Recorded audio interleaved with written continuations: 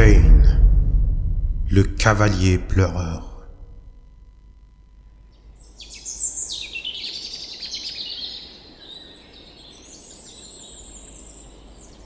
L'homme venait de sortir des profondeurs de ses demeures en pierre. La nature faisait loi. Il était fort risqué de sortir dans la nuit noire, et le peu d'humains qui arrivaient à se rencontrer dans ce monde féroce n'avaient pas encore cette conception futile de la guerre qui est si chère aux yeux de nos dirigeants. Mais cela ne dura pas longtemps. Certains groupuscules s'étaient formés. En secret, dans les cavités les plus sombres, l'on entendait leurs prières à des êtres dont ils n'étaient même pas convaincus des intentions. Leurs noms, oubliés désormais, ils conférèrent le feu à ceux-ci.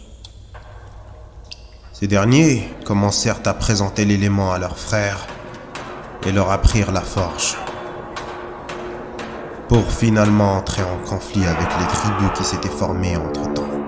Leurs pratiques douteuses avaient fini par se faire remarquer. Ce fut le temps de la première guerre.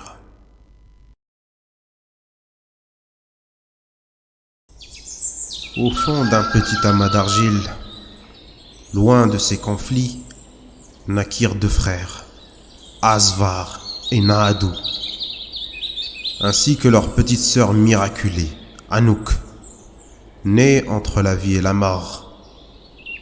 Avec leurs parents, ils vécurent une vie relativement stable, entre la cueillette et la vie en famille.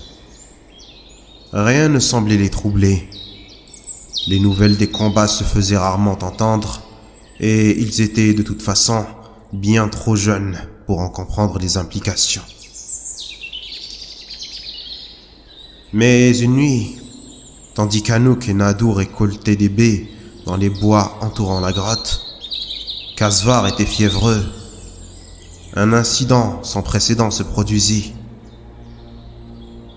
Des cris se firent entendre, et les parents, inquiets, laissèrent Asvar afin d'examiner la source du bruit.